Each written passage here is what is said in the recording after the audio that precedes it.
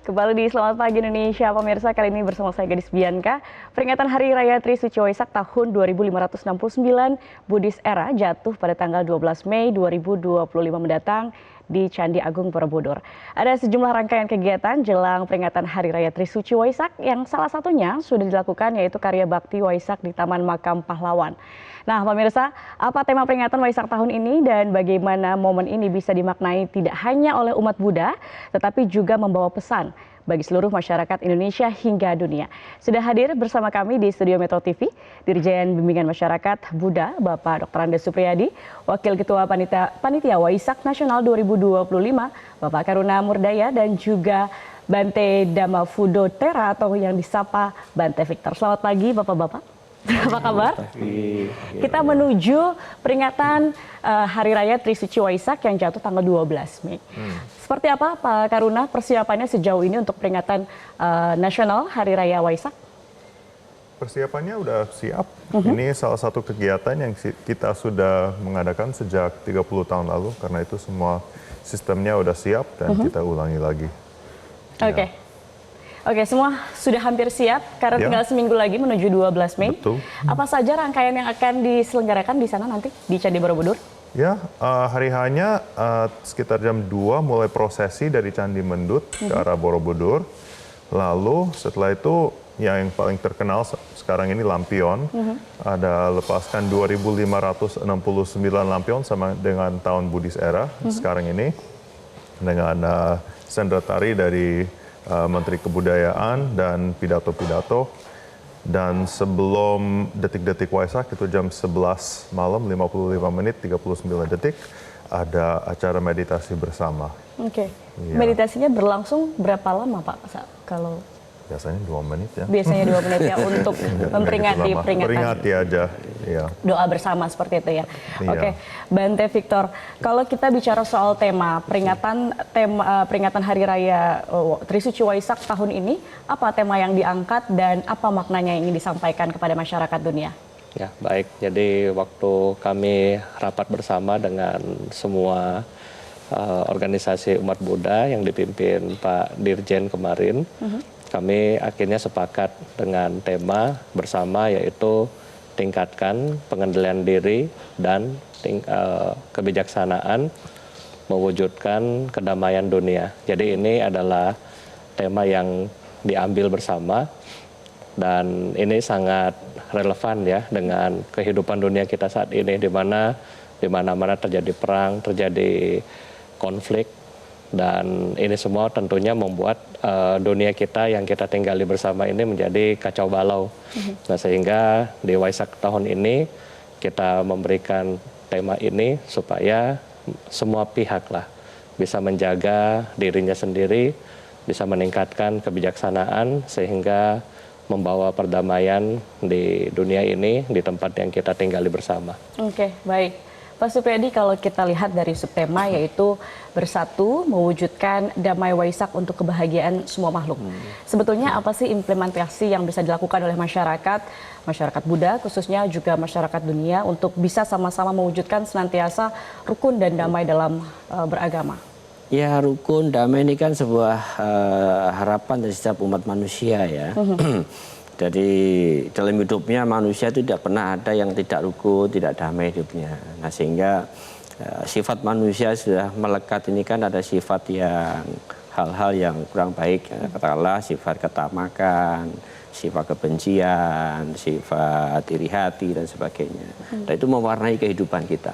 Nah, sehingga kami berharap bahwa dengan Waisak ini, dengan mereka di Waisak, kita berharap ada mengeliminir sifat itu, mengembangkan sifat cinta kasih, kasih sayang, empati, simpati, sehingga persoalan kehidupan yang tadi saya katakan yang menimbulkan konflik, menimbulkan kebencian itu dapat tereliminir, sehingga itulah hidup damai dan rukun kita harapkan dari Waisak ini.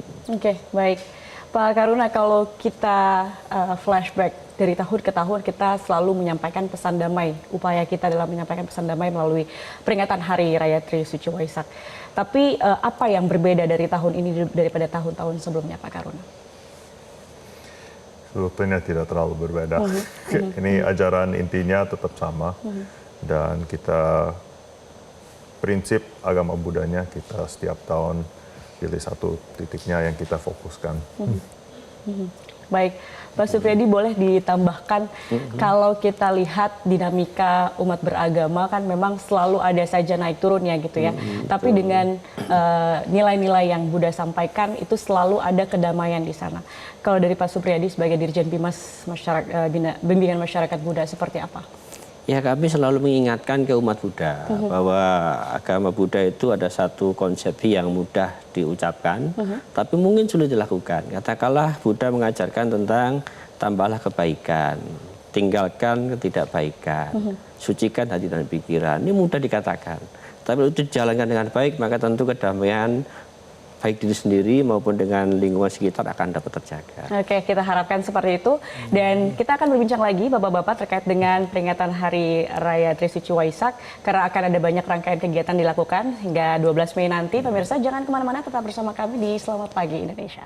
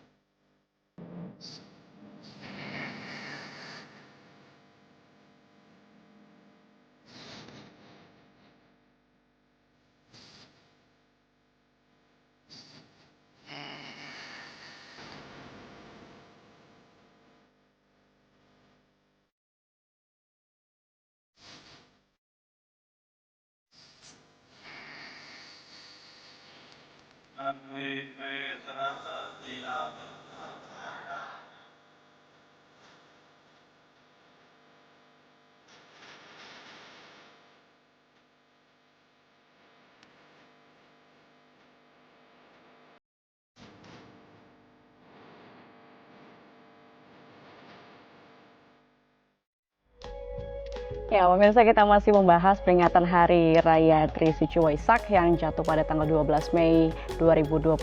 Dan sebagai salah satu rangkaian kegiatan Waisak Nasional, pemirsa, bakti sosial pengobatan gratis senantiasa hadir untuk masyarakat. Nah, Pak Karuna, apa kemudian makna dari kegiatan mulia ini bagi Walubi dan juga khususnya umat Buddha? Bakti sosial itu salah satu prakteknya belas kasih. Dan itu salah satu prinsip agama Buddha yang paling dasar. Ini adalah satu kegiatan yang kita melakukan sebelum ada acara Waisak Nasional. So ini sejak awal tahun 90-an kita pernah mengadakan ini dan sampai hari ini kita akan ada sosial klinik ini gratis, baksos. Targetnya tahun ini 7.000 sampai 8.000 pasien, tapi kalau lebih banyak mau datang silakan, gratis pengobatannya. Ini tanggal 10 dan 11 di wilayah Borobudur akan ada operasi bedah minor, katarak, pengobatan gratis, gigi dan lain-lain. Kalau mau info lebih lengkap bisa di @dpp Walubi atau @Waisak Nasional di Instagram, bisa cek dan daftar. Tapi siapa saja boleh datang, hari H pun bisa langsung datang daftar dan dapat pengobatan gratis. Oke, jadi ini inisiasi yang memang sesuai dengan ajaran Buddha, belas kasih. Dan ini juga merupakan program rangkaian dari peringatan Waisak Nasional. Siapapun boleh datang, pemirsa langsung saja datang ke Candi Borobudur untuk rangkaian acaranya, dan juga bisa informasi selengkapnya di Instagram @Waisak_Nasional dan juga @DPP Walubi. Oke. Bante, saya mau tanya nih, untuk rangkaian dari peringatan Hari Raya Trisuci Waisak, ada beberapa ritual yang selalu dilakukan, diantaranya pengambilan api dharma di Grobogan, Jawa Tengah, lalu juga ada pengambilan air berkah dari Temanggung, lalu juga ada pradaksina hingga pelepasan lampion. Nah, ini seharian ada rangkaian acara yang dilakukan, ada sejumlah ritual yang dilakukan. Sebetulnya apa makna yang ingin disampaikan melalui ritual-ritual ini? Ya, baik, Boy, Ades. Jadi pengambilan api kita mungkin akan laksanakan di tanggal 10, ya 10 Mei, di mana api ini kan simbolis daripada sesuatu yang menyala. Dan dalam Buddhism kita menganggap bahwa kita nih semua makhluk ini menderita karena awija atau kegelapan. Jadi ketika Buddha memberikan dharma kepada kita semua, ibaratnya api ya yang menerangi kegelapan-kegelapan ini sehingga membuat jiwa kita menjadi terang dan bisa enlightenment. Makanya agama Buddha selalu dibilang enlightenment, menjadi pencerahan gitu. Jadi ini adalah simbolis daripada api. Yang kedua, di tanggal 11 kita akan pergi ke Temanggung untuk mengambil air di Umbul Jumprit, di mana air ini kan kita ibaratkan simbolis daripada kehidupan dan juga ketenangan. Dan jadi ini tanggal 11, dan di tanggal 12 setelah meditasi detik-detik Waisak, kita akan melakukan pradaksina di Candi Borobudurnya, di mana ini adalah sebuah prosesi untuk menghormati kesakralan daripada Candi Borobudur ini. Dan lampion sendiri akan dilaksanakan antara jam detik-detik Waisak, mungkin sekitar jam 7 sampai mendekati jam 11 malam. Nah, di sana semua orang yang sudah tentunya ya memiliki tiket ini bisa mengikuti untuk ya berdoa bersama. Ya, jadi doa-doanya akan ditempel di lampion dan akan diterbangkan dengan harapan ya semoga doanya itu dapat tercapai. Seperti itu, Bu. Oke, jadi pelepasan lampion ini adalah bagian dari rangkaian ritual doa agar ketika dilepaskan itu tersampaikan doanya, gitu. Dipercaya seperti itu. Baik, kalau untuk ritual yang pengambilan api dharma dan juga pengambilan air berkah di Temanggung, itu siapa saja yang bisa ikut dan terlibat, Bante? Jadi masyarakat yang ada di sekitar daerah ini bisa mengikuti tentunya ya. Tetapi kalau misalnya mau mengikuti iring-iringan, ya bisa langsung datang ke on the spot. Tapi kalau misalnya masyarakat yang tidak sempat hadir, mungkin bisa berkumpul kembali di Candi Mendut. Karena api dan air setelah kita ambil di sana, kita akan bawa ke Candi Mendut untuk disakralkan. Jadi kurang lebih jam 3 sore, nah itu api dan air ini akan sampai di Mendut. Jadi masyarakat yang mungkin tidak mengikuti ke Grobogan atau ke Umbul Jumprit, ya sebaiknya menunggu di Candi Mendut. Candi Mendut tanggal 12 ya, Bante ya? 10 dan 11. Oke. Jadi sorenya gitu. Sorenya.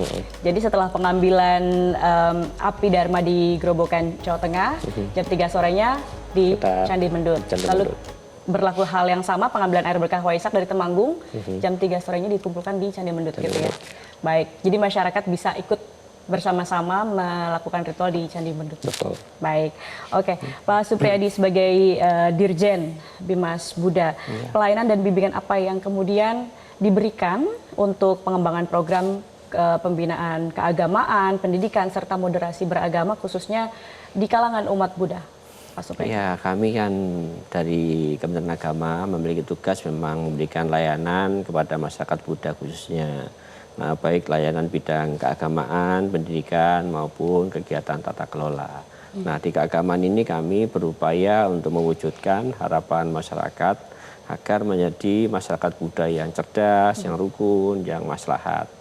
Nah, inilah yang kami lakukan bersama-sama dengan seluruh jajaran kami di bawah bimbingan Bapak Menteri Agama, bagaimana agar masyarakat itu lebih dekat dengan agamanya.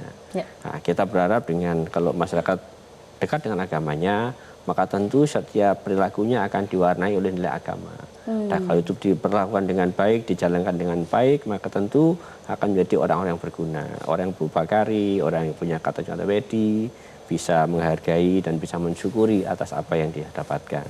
Nah, demikian pula dengan pendidikan, kita membangun sebuah pendidikan untuk ekosistem yang terintegrasi, baik itu pendidikan agama maupun keagamaan. Nah, kita mengajarkan kegiatan materi keagamaan, pendidikan yang lebih mengedepankan cinta kemanusiaan. Kita coba menghindarkan materi-materi maupun proses yang mempengaruhi pola pikir dari para siswa didik kita, sehingga mereka bisa mencintai sesama, tidak lagi timbul kebencian, tidak lagi timbul perilaku-perilaku yang anarkis dan sebagainya. Itu kami lakukan bersama-sama secara integratif dari mulai anak TK sampai perguruan tinggi. Baik, itu dia yang kita harapkan ya, saling menghargai, menghormati antar umat beragama hingga toleransi terjalin antar kita semua. Oke, baik pemirsa, kita akan masih kembali usai jeda. Selamat pagi Indonesia masih akan kembali untuk Anda, tetap bersama kami.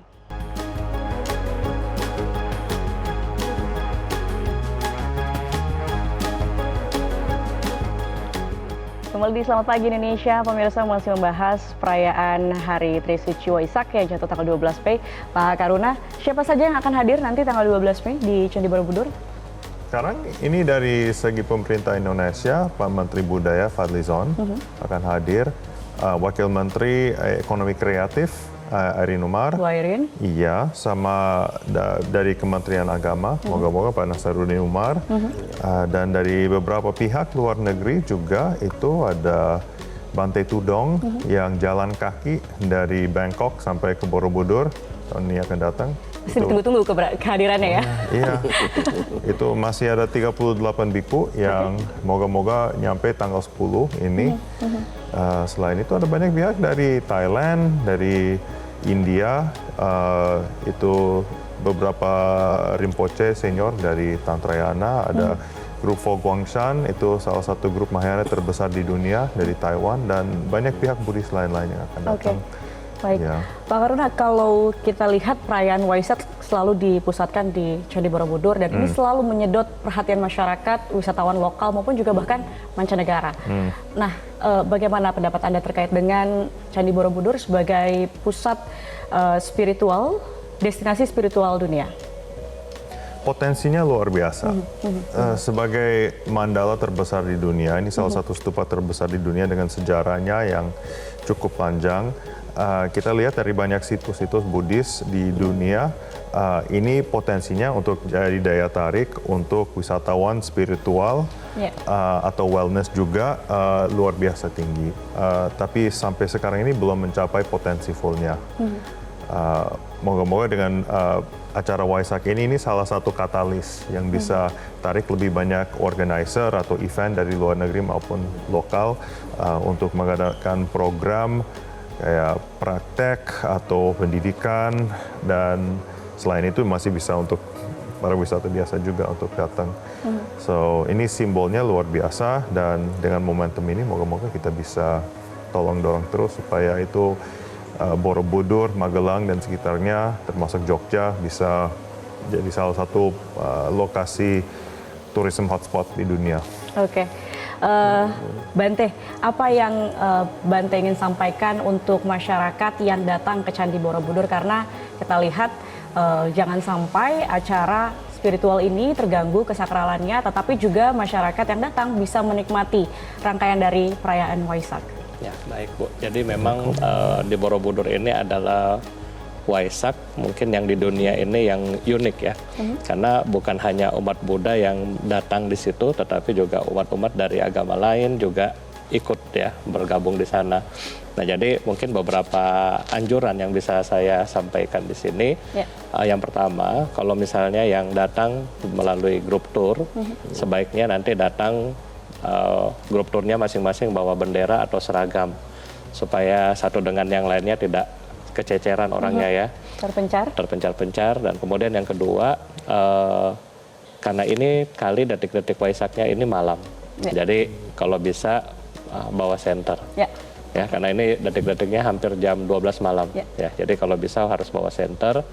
Dan berikutnya mungkin sediakan payung ya, karena kita nggak tahu kalau alam ini bagaimana. Dan yang terakhir mungkin kalau kayak kita buang sampah atau apa, tetap dijaga kebersihannya supaya teman-teman dari TWB juga bisa enak, nyaman begitu ya dengan perilaku umat-umat kita ketika beribadah. Terakhir, Pak Supriyadi, apa pesan yang mau disampaikan kepada masyarakat dan juga harapannya terhadap dari perayaan Hari Waisak ini? Ya, kita ini kan Waisak itu selalu kita rayakan setiap tahunnya.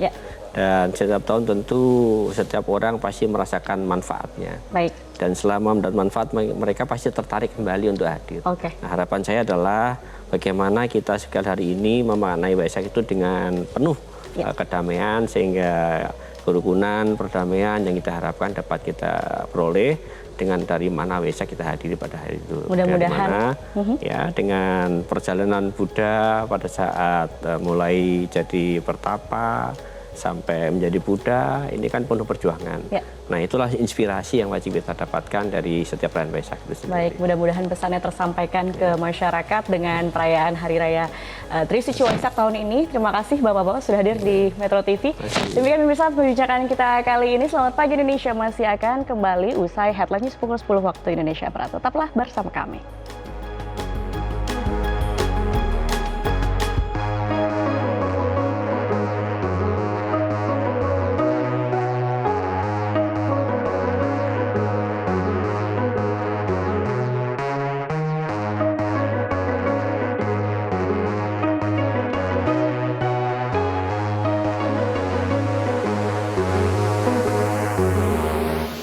Jelajahi cara baru mendapatkan informasi. Download Metro TV Extend sekarang.